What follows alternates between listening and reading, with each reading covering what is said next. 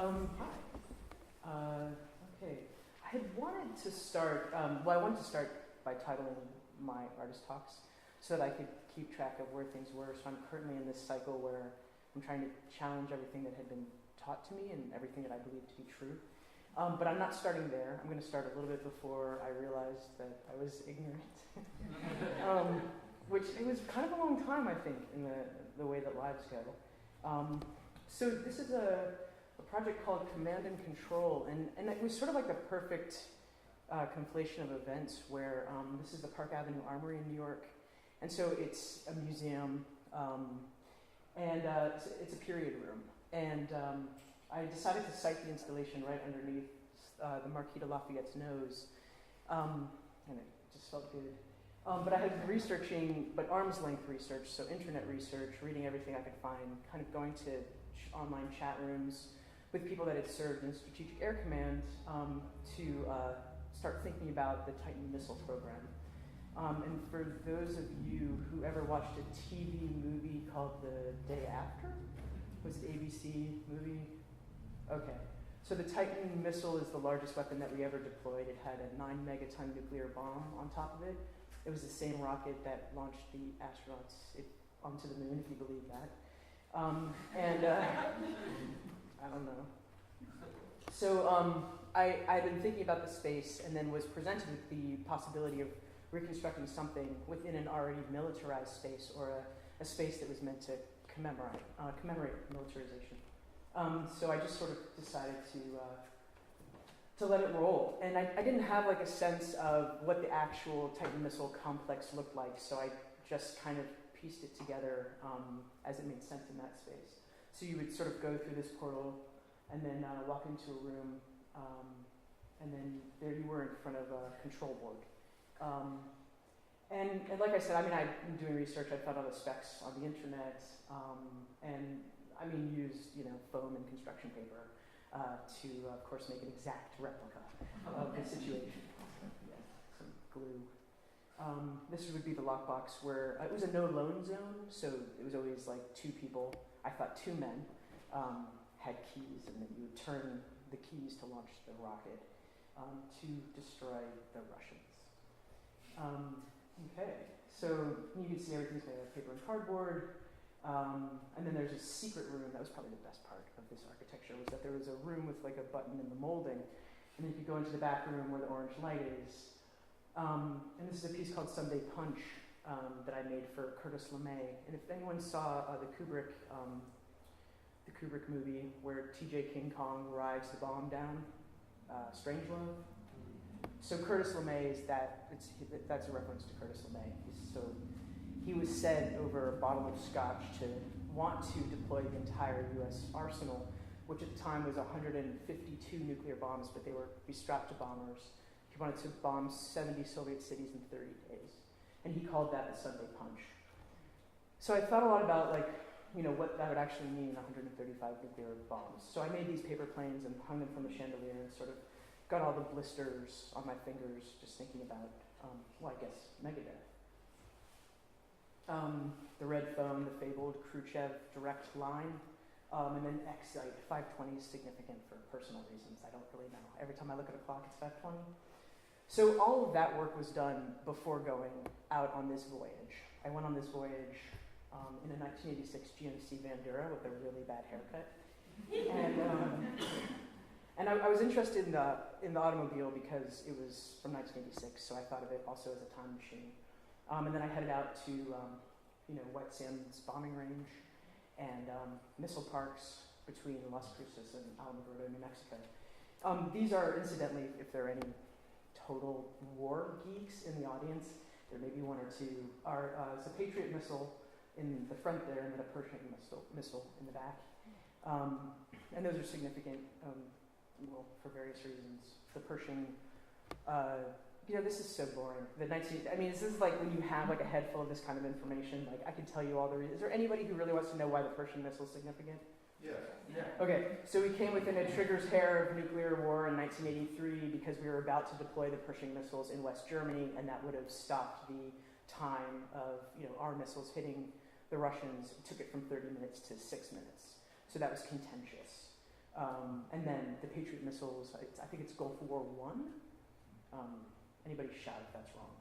So I basically went to the Michael's Craft Store, which I love, got a Stetson straw hat to protect this fair one from the sun, slathered a ton of sunscreen on, and made drawings on site. And just, you could go to this place, it's a museum on an Air Force base, and just hang out. And I did, and I watched, people come with their families and sort of, enjoy the attraction and go inside the museum. There are, random objects like this that are interesting and strange. And then things like this that connect the Saudi royal family with Raytheon Corporation, which is a defense corporation. So I'm interested in what happens to these narratives, like within museums, and how we build these narratives, how we build these myths, and how they're culturally significant.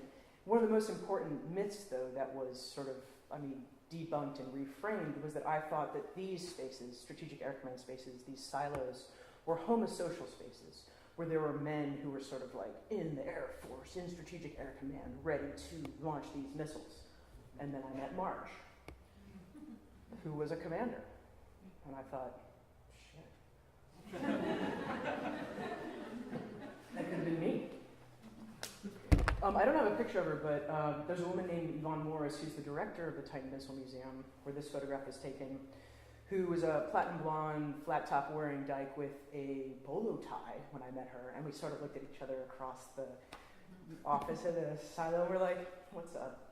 I have her memoir transcribed and everything. I just need to kind of get it in order, but it was fascinating to hear about what it was like to be a closeted lesbian in Strategic Air Command, and why there were women there in the first place, and all these stories about how she found herself there.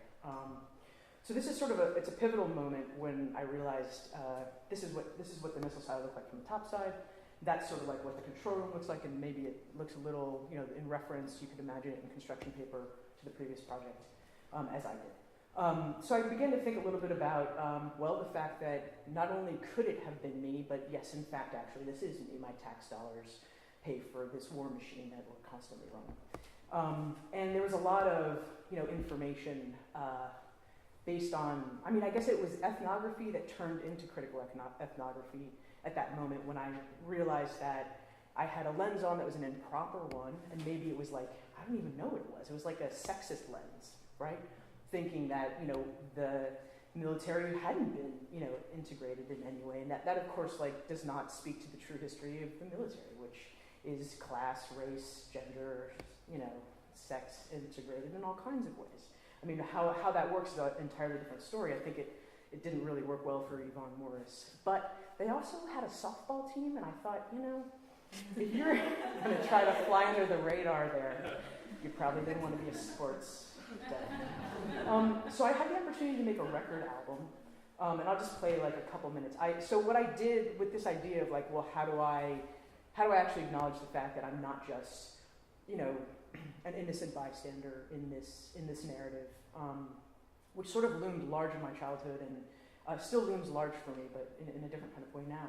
And so I decided that I'd play all the characters, and I'll just give you a sense of what a record album sounds like. But it was not only was it influenced by the stories that I heard, but also there's a newsreel record album of the day that Kennedy was shot. It's like a day that shocked the world.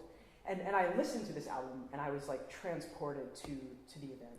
And I thought, maybe I could transport people to an event, which is a narrative set in a missile silo, various locations around this war game that we played where we almost all died. Problem of discovering preparation for a nuclear missile attack on USSR. Uncovering the process of preparation by adversary to take decision for a nuclear attack and subsequent measures to prepare countries for a nuclear war would enable us to increase so-called period of anticipation essential for Soviet Union to take retaliatory for a net. The last thing you want is to be unprepared. There's a 65% chance that they're sending officers from Pima to check us in the morning, okay? You're right. Good night, Mary. See you in a few hours. Don't worry about us. We're completely on schedule. Oh, so there's a record album. I can't play the whole thing, but it's there. Ask me if you want to hear it So I was in the process of, well, it was a pretty good moment in this, well, it was great. I had like a residency to like, and money to like, go do this research, and then I had all these invitations to like make a sequence of shows. So I decided to take all the research from this trip and make a series of about 5 or 6 shows, and the record album. And this is a piece called Armada, and I made it in the backyard of the curator, Risa Puleo, who was a curator at the Blanton Art Museum, and she invited me, and we sort of realized that in order to make the piece that I wanted to make, we couldn't make it within the museum because there's no place where you can cut wood in the Blanton Museum of Art because, it's like a fancy museum with a collection and you can't make dust there. So I made the piece in her backyard with some really stoned UT students, which was great because the only problem was it going to be gray or was it going to be green? And GR got confusing for people, so I just wrote the whole color, and then they're all good. So this is the site of its making, and we sort of like played this role-playing game where she cooked me meals and I pretended I was a little boy playing nuclear war in the backyard, and then this is how we cited it within the institution. Whatever. Like there's a ton of other bureaucratic hoops, but what I was interested in about this was trying to synthesize the idea that there was no one perspective on all of these narratives that I had heard, and even my own feelings. So you could walk around, and the horizon line never assembled into a proper horizon line, and you couldn't have a relationship where the object felt static because of what was going on with moving the painting out into the field. That's another view.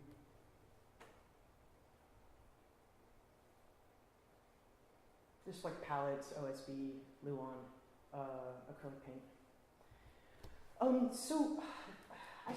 So that happened, and there was a series of installations, and I started to really begin thinking about, what the hell am I doing? Like, what are these for? Like, what do I need them to be? Because after a series of making large-scale installations and then, like, leaving, right, going back home and not returning, and not being able to learn from them, not understanding how they function, not understanding what they meant, I began to really feel like they needed to perform another thing, so they didn't feel dead. So they didn't feel like they were art that sort of got pooped out and, was just there static someplace where it wasn't going to be activated or be activated. I mean, it could be activated ocularly, but that's not exactly what I was after. I mean, I was after that, but I needed something else to happen of it, and I had no freaking idea what that was.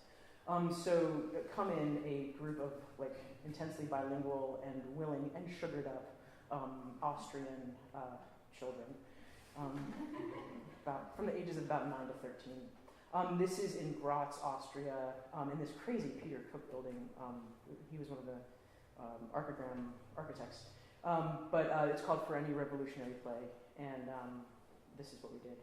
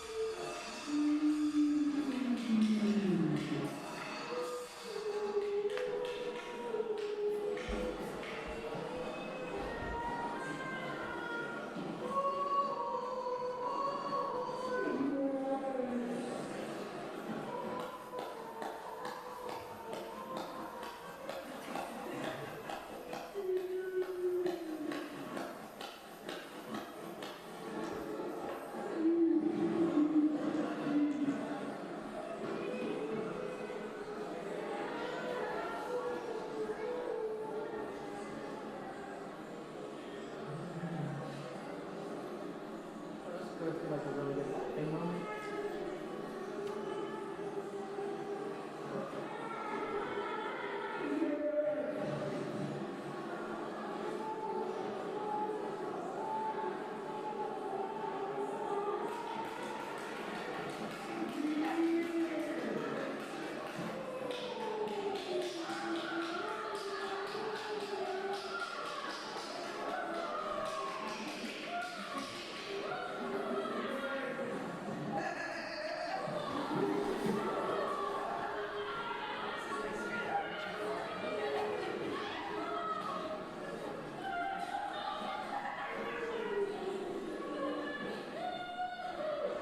I don't know if anybody caught the guy who sort of got caught laughing. But so I was underneath the stage with a microphone, saying now or never, and then they were stopping and starting, and there were cards with their names on them, and they had instructions about where to go. So I sort of choreographed this thing for them, gave them like a bag of Snickers, and I was like, let's do this. It was on. Performances within art institutions have always felt the same exact way for me. I can do the most radical feeling thing where I'm so sweaty and like worried and confused and vulnerable, and then people are sort of like, that's kind of not what I was after. So I liked the piece, I loved the kids, it was a total blast, but in terms of this quest for actual meaning, it showed me what I didn't want, which was incredibly clarifying. Re-enter Herr Dr. Wolfgang Hauptmann, who is my alter ego and partner in crime.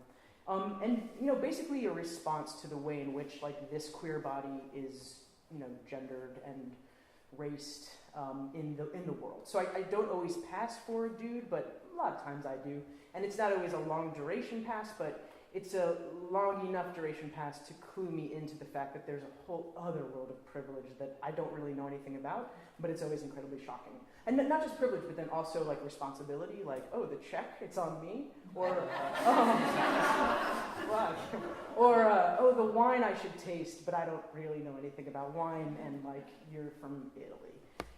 That sort of thing. So I constructed him I constructed him in 1998 with my friend Scott Lattimore because, we needed vehicles to help us with these ideas. I mean, I needed a vehicle to help me with an idea that I was terrified to do. And what I was terrified to do was like bring in like energetic and somatic praxis in any way into my art practice for fear of the way that like the critical art world would do what they do with that kind of information. So I was like, great, let's get Hauptmann, let me get my dad's Brooks Brothers tie, and away we go. So I had the opportunity to have a show in Berlin, so I decided to do a two-person show with my alter ego. So it was Raskin Hauptmann Kriegswichtig, which means like strategically significant for war, strategically important.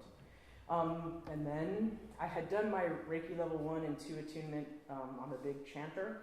I'm a Reiki practitioner. I'm like into stones and shit. And I put all that on that white German scientist, straight guy. It's just like, it's on you.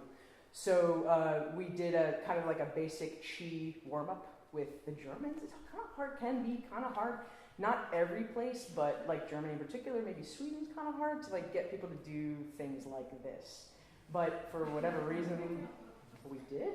And we found a chi ball, and we began to talk about things. So the impetus of the narrative of this collaboration with Hauptmann is that he's, for those of you who don't know about Dr. Wolfgang Hauptmann, he is from New Dusseldorf in the off-world colonies, and he was raised with, no knowledge of Second World War. The only knowledge he understood from like the German-speaking world was like Rudolf Steiner and Bauhaus. So that's all his parents gave him until he found his father's copy of the Strategic Bombing Survey, which is basically the genesis of the drone weapons program. It's the document that shows the efficacy of aerial bombardments from the Second World War in the Atlantic and the Pacific theaters.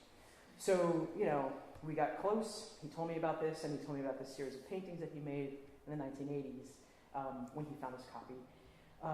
So he had made these, I as he, and just the process was, I'd wake up in the morning, I'd be like, I'm going to be Hauptmann today and make Hauptmann's work. I'm going to meditate, I'm going to chant, I'm going to like charge up my hands with like chi, and I'm going to believe everything that I know in my heart of hearts I kind of hope is true about material transformation and alchemy and energy, and try to make these paintings with that intention. And the intention was to contend with German suffering from the aerial bombardments during the Second World War, which, as far as I know, aside from W.G. Sebald, it's not really like a topic that a lot of people want to touch with a 10-foot fucking pole. So I was like, cool. Unpopular topic, unpopular modality, let's do it. Inside the Strategic Bombing Survey is the Speer Report. So Albert Speer was, people call him like, Hitler's architect. But he was tracking what actually happened in the ball bearings factory when, the town where the ball bearings factory was bombed. What happened during the bombardments to mental health? What happened to disease outbreak? What happened in general to the way that culture functioned in the case of total war? So this is like pretty much a verbatim copy, like Lightbox style. They have them in the stacks at Butler Library in Columbia, and I can't believe they let me check them out. Because it's kind of like if you've ever had like a pack of old newspapers, like, it was like that. It was crazy. And from the Speer report and from these glyphs, and so the glyphs are like these kinds of things, because I'm not really into like the aesthetics of like energy work, so I wanted to like, have Houtman have his own aesthetics there. So it's a combination of Speer report graphs and then these glyphs. And the paintings deal very directly with all of the chakras, and this is a throat chakra painting, the blue one. Is it a throat chakra painting? It's a throat chakra painting. That would be a second chakra painting. And this would be a third eye painting, this one. So after making Houtman's work and like being all like chanty and like trying to send positive intention, I had to make Lisi's work. So this was this incredible moment where I realized that for me, in any case, there's actually no such thing as an authentic artistic utterance. Because I had become another artist and then had to like look critically at the work that I had been making, which of course was full of machines like this, like a Lewis gun, which would be mounted on the side of an airplane. And when we were in a dogfight in the sky in the Second World War, and there was someone from the German team, we would shoot this gun at them.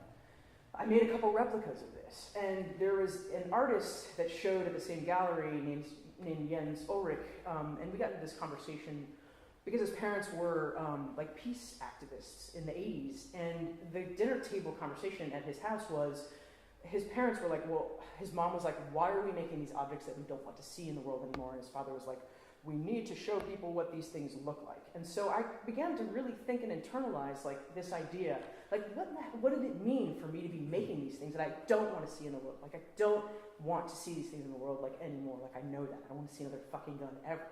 I wish they would stop. So I'm like, whoa. And this is after years of, I made like Walther and Mauser Nazi pistols. Like I made a ton of Lewis guns. I've made like replicas of all the bombs you could ever fire, And so it was pretty profound to sort of have that happen. And here's just a moment. Houtman stuff's sort of in the back room there, and Lisi stuff's in the front. And this is a collage that I made. So this is like, I'm pulling this like out of like, the shuffle of like, kind of life-changing, self-reflective experiences. And then we'll just move right seamlessly into another one. So I was invited to participate in the Singapore Biennial, the second edition, which I think was in 2011. And I kind of didn't want to go. And I didn't know why I didn't want to go. And then when I got there, I realized, because, you're going to learn something you don't want to know. So doing that kind of thing, I sort of like put together a plan. These are the materials I need. Here are the assistants I need. These are the tools I need. This is the days I need. This is the money I need. Whatever. I need. And then they go through and they're like, yes, no. So they said yes to 3 assistants. I had 2.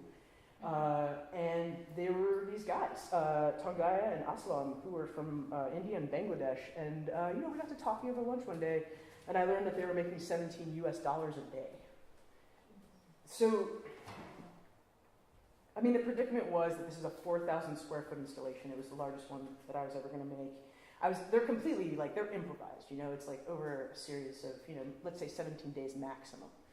And I was sort of like, it's one thing that I buy my jeans at the Gap, that are made in Bangladesh. It's another thing to like be hanging out with a dude from Bangladesh in that situation, like a heart-to-heart situation, and to actually think about the meaning of that. And to sort of like assess it. And then there was another profound thing to sort of like ask for help from like the elder states folks, the older artists, the people whose work deals with incredibly politicized subject matter, none of whom were really willing to say anything besides, you just got to focus on the art.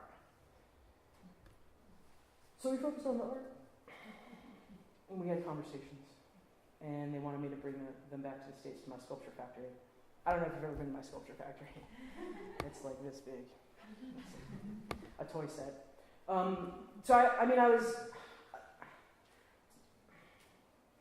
I like the piece. Like, I'm really happy with it. We did some skill shares. There's nothing that I could fucking do to alter the situation in any way, except for be present. and listen, and also think about the ways in which like this is just completely fucked up, and to talk about it, so that like when we start to talk about like, oh, what does it mean to like show on the international biennial circuit? Like I did 3, I think I'm kind of done, because it is just a recipe for gentrification, and that's what they wanted to do. They wanted to gentrify this venue. It's the old Culling Airport. I'm sure they want to turn it into like lofts. So that for me was like, oh, okay. Let me think about the ways in which like my behavior and my, oh my God, I'm so excited to be part of this situation, really just displaces unstable communities, for example. And I can think about that within the context of where I live right now. All the while make a perfectly fine installation and get the golf clap. Yeah. Okay, so I've been to a lot of bunkers.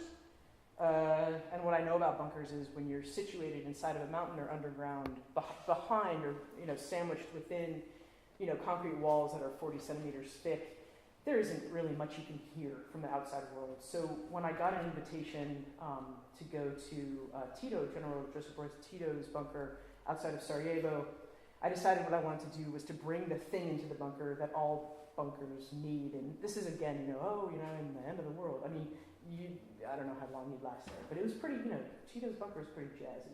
I was excited to go. But, so I just made this sound piece. Start maybe there.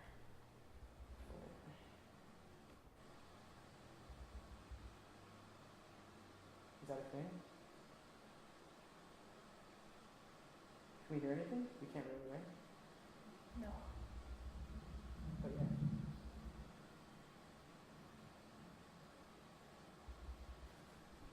It's a little dim. So much for the illustration. It's a rainstorm from Singapore with the frogs and the birds and all the things that happens amazingly when it's super humid and you have a midday thunderstorm. Clearly I'm out. Like none of my friends are like, dude, Raskin's lost it. Like why is she telling us about her sweatshop installation? Jesus Christ, she was in the Singapore Biennial, what she fucking complaining about? So I was sort of like grasping for information and trying to figure out ways to reorient myself. And thankfully, I was invited to Virginia Commonwealth University to teach for a semester, and it was beautiful. So I had the good fortune to have like a group of like young, eager, excited people. And there's a companion set of essays, one by Brian Holmes and one by Peter Stirrell, that I still use when I talk about labor with my critical theory class. And we read those essays, and we sort of like puzzled through like what is the labor that we were involved with, like what is love economy labor, like what would we be willing to do for friends, like how does the art world function in relationship to the labor that you do for free because you want to participate, and like what does it mean to actually participate ethically? What do we do about hierarchies? I was being paid to be there, they were paying to be there, it's that whole thing. And rather than having those things exist as parts of the puzzle that we didn't address, we actually tried to attempt to have some conversation about it. And after the semester was through, I was invited to have like a solo show. And I was kind of like, something was starting to happen where people would be like, you should do a show, and I'd be like, I can't do a solo show, like I don't know what to do now. So I was like, you guys, I don't want to do a solo show. And they're like, let's do a show together. And I was like, God, I was really grateful that you said that. You kind of saved my ass. So there was that whole, like, they saved my ass, but then they got to do this other thing. And I was like, pretty clear about the fact that I was getting a lot out of it. So we did this thing together. We spent a semester together. Like, we kind of all, I fell in love with them. I'm still in touch with a lot of them. And so here's like a making zone. And we really just hung out. We hung out and just like walked around and made collaborative work and smiled and talked and, put the show together that we all felt pretty excited about. Oh, we had a budget. We we have $1,700. Like, what are we gonna do with this money? And it's sort of like, we had a barbecue for the whole school, and it's like that. And we threw clay. This is also a really good thing to do, I find. It's sort of like an icebreaker. I just like to throw like bags of clay with people, and it's sort of it shifts it up. Clay is not necessarily made for throwing. But we made some monkeys. Reed Ramirez came with this 12-pack of Coke, a vacuum pack, and a sweatshirt, and some bags, and made some paintings. Here's another view of the clay throwing. And it got wild, and it was totally fun. So then I was offered another solo show with a big budget and a book, and I was like, like, what am I gonna do? I don't know who I am. So my friend, my girlfriend at the time, Kim Charles Kay, was like, this great idea. You're always complaining about how you always throw away your materials and you can't afford to store them. Why don't you make something that you can just like drive away? And I was like, yeah, that's great. And then she's like, actually, I really care about that idea. You can't have it. And I was like, that's legit. That's cool. Why don't we collaborate? So that was it was like we were in the car. We were probably really tired. I think I had like 3 Mountain Dews. And that was like the moment that sealed this really beautiful poetic idea, which, is insane. It's a 37-foot long Bluebird school bus. That's our bus driver, David Bard, playing the harmonica. That's only one of the instruments. He plays many instruments. There's Kim inside giving a slideshow on things like the tiny house movement and Drop City, and there was sort of a conceptual underpinning for the aesthetics of it. Now she was sort of the brain trend on the aesthetics of it, and I was the one who was like rapidly trying to learn about popular education, like consuming as much like Paulo Freire and like bell hooks and like George Lakey as I possibly could, to think about like what kinds of programming we could do when we eventually drove this bus around rural wherever, and tried to deal with being like the dykes that showed up to like the trailer park and lived there for 6 weeks and maybe baked cookies and taught drawing or something like that. So that was my job. So then the bus got transformed in Sanford, Mass. I don't know if in Maine. I don't know if anybody's spent any time in inland Maine. So there's not a lot of dudes in like shorts with salmon on them there. It's like there's welders there. There's people that are like trying to get by there. So we hung out in that spot, sleeping in our Honda Civic, and then raised the roof. I mean, there's Kim. We blotted out. We hated the wilders so bad by the end of it. We were just like, I can't remember his name. But it was like really intense. Like they were super homophobic, and it was just like, whoa, we're making this bus by hook or by crook. Riveting. And here's what it ended up looking like. And that just to give you a sense of scale. So the institution that was like crazy to support this was the ICA at the Maine College of Art. And the curator was this guy, Daniel Fuller, who, if you ever meet him, give him a hug and a wink and a smile. Be like, I saw the bus project. He'll be like, let me buy you a bottle of wine. So I invited Nikolai and Matt, who had this fantastic collaboration so Nikolai's from Trinidad and Matt is from North Carolina, and they're sort of this imperfect other for each other. And they do this performance where they kind of like act out like their everything they can possibly think of to try to like exorcise all of their like internalized hatred, like whatever it is, to try to like deal with it in this way and deal with it in a productive way. And I'm interested in collaboration and collectivity, incidentally.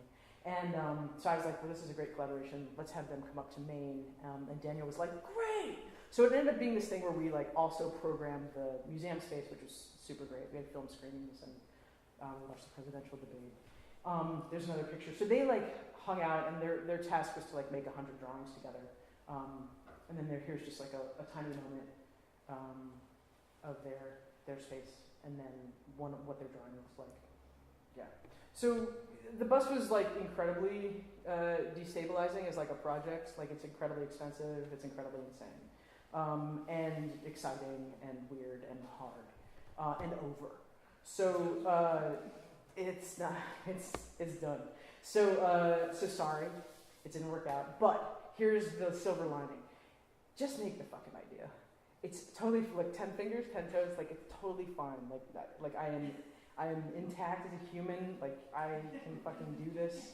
I'm moving forward. It's okay. But it was like it's like one of those things where it's like a huge project and everyone's so excited about it. And you're just like, how are we gonna? I felt like Fred Flintstone, but like drunk.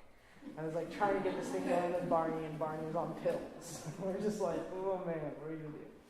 So, right, just to characterize it, then you get a sense of like how incredibly destabilizing it is. So, enter another incredibly destabilizing but amazing experience, and that was going to Afghanistan, to Kabul and Herat. And so sometimes this thing happens where someone will like come like give me a present, and they're like, do you want to have all this money to go do this exciting thing? Why don't you go to Afghanistan? And then I have to be like, no. And then I have to like work myself, I have to like get the courage to go do the thing.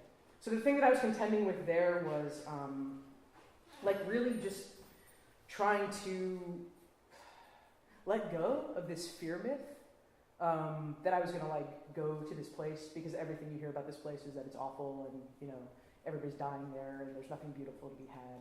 And so like that's the narrative in the New York Times. I mean I had to stop talking to my friends who were like from the States. I could only talk to people who were like from Afghanistan, who had like been there, who knew people who were living there, people who had been to Dubai, like people who were familiar with the area.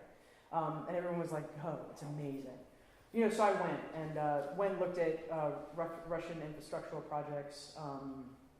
So this is like, they made all the roads, and they made bridges, they made a tunnel, they did a ton of stuff. And I was just like looking at, they made schools, looking at factories and things that were defunct. And of course, like when the Americans go in, they're like, let's build a huge base. And when the Russians go in, I mean, I'm not saying the Russians are great or anything, they're certainly like their own problem. But they do things like build schools. So there were schools to look at.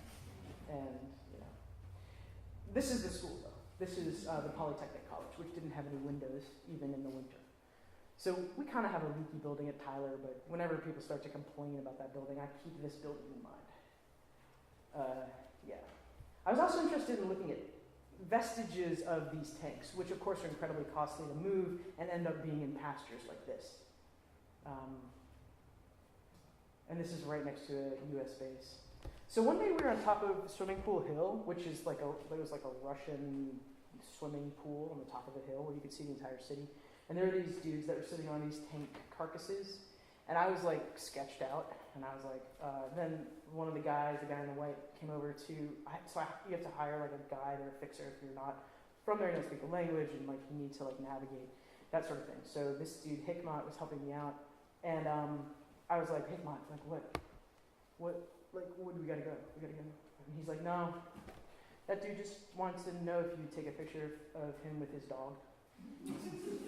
Okay, this is the only incident like that I have a photograph of that I can tell you that story. But literally all day, every fucking day, was an incident where I made an assumption that was completely inaccurate. That was like completely wrong. And like it was like my bias, my ignorance, my bias, my ignorance, my bias, my ignorance, just like hitting me in the face. Which I think is like pretty healthy, and I would like definitely say that everybody should do something like that. Because it ends up changing everything. And I sort of came back and started to rethink about my relationship to what I was making. And I decided that I would like kind of pony up a little bit and take responsibility for wanting to do things that were healing and wanting to bring things into the world that were meaningful to me, only bringing things into the world that I felt needed to be there. So I made these tiny paintings from kind of vestiges and pieces of older artwork, installations, things that I had laying around. And just thought about them like totally as like love chips. And I made as many as I could because, you know what, there should be as much love as there possibly can be in the world. I also started making paintings for people that I had hurt, and paintings for people that were gone and I couldn't get in contact with because they had left the planet and wanted to say things to you. But for the people that I hurt that were on the planet, I tried to tell the people, I'm like, I have this painting for you that I want you to go see. And just sort of like let the gesture be there and just kind of tried to be like grounded and just let the gesture like have the intention of the thing be in the world and not then needing to be forgiven or something like that, but just the intention. There's a painting for my cat. I think it would get like totally filthy if I actually gave it to her. Okay, so I think it was last year. I had the opportunity to have a solo show, and this time I was like ready. Actually, I had 2 solo shows back to back. This is like one of the solo shows. All those paintings I just showed you. And then this is the other of the solo shows. They were happening simultaneously, and I decided that I would like show the world like what I was capable of, like the telescopic scale of like this tremendous love that I fucking want to put out into the world, and then intention. So I don't know if anybody's familiar with this not-for-profit in New York called Art in General, but it's downtown. It's like right off Canal Street, and it's about 2,500 square feet in like an old kind of like Soho loft. And I was looking at the floor plan, and I thought, man, this is like a lot of real estate in Lower Manhattan.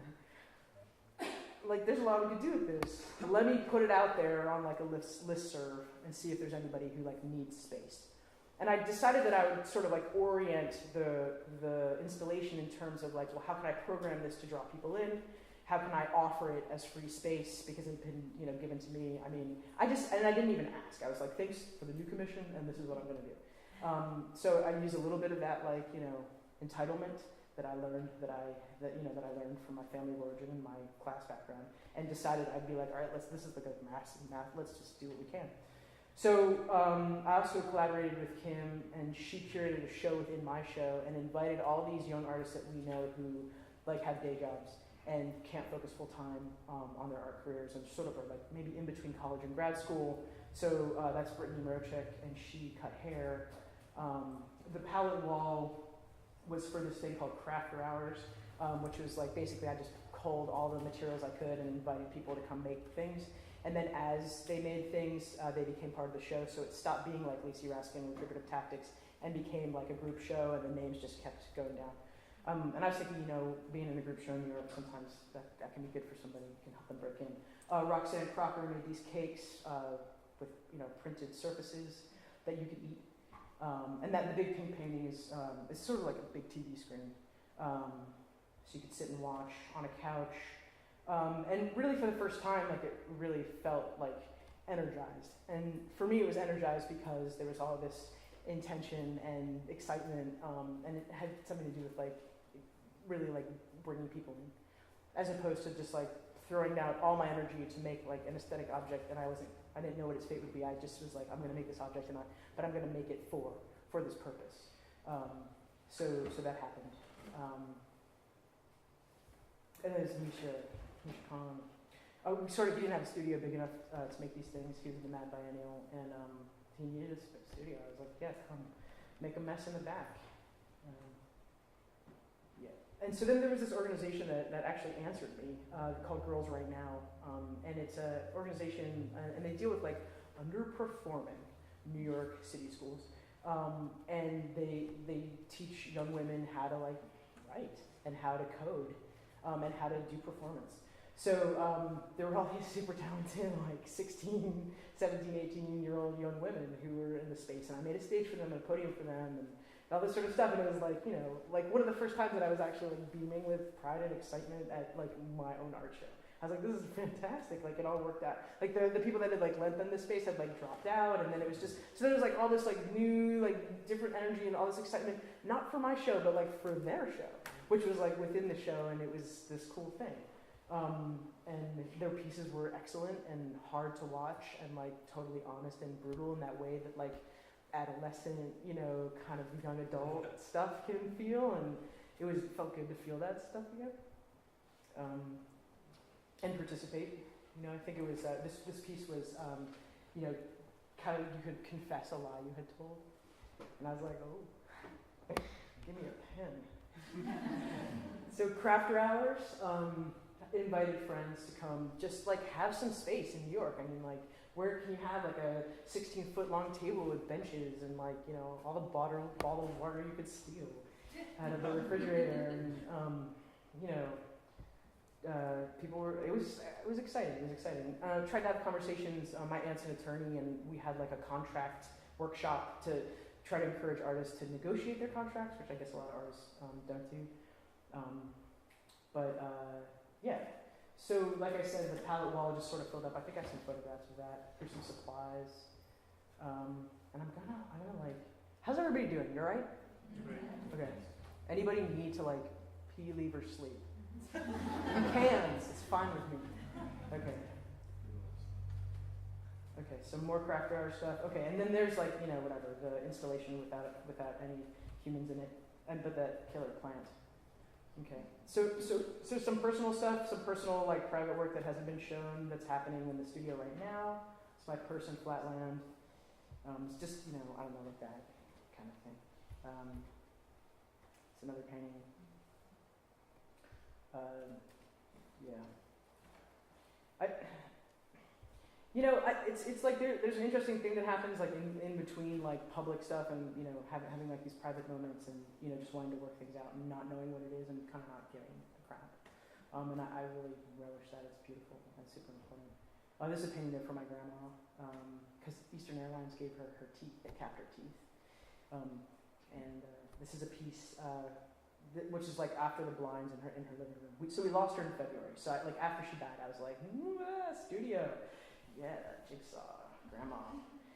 So it was kind of rough, but good, good in the sense to use the art practice to kind of like work through things like grief. Okay, so the piece that I think is related to the studio work, which I don't know, whatever, just maybe formally, is this piece called Vertical Blind, which is up right now if anybody's going to Louisville, Kentucky. I'm leaving from Philadelphia. There may be room in a car. We can caravan. We're going to go check out Berea College.